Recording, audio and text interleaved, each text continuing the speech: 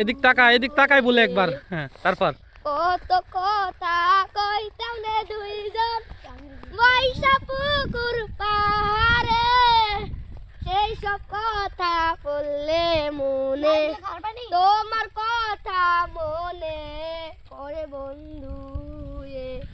তুমি এখন সুখে আসো নতুন সঙ্গী পাইয়া, তোমার লাইগা পরাণ কান্দে মন বসে না ঘরে বন্ধু।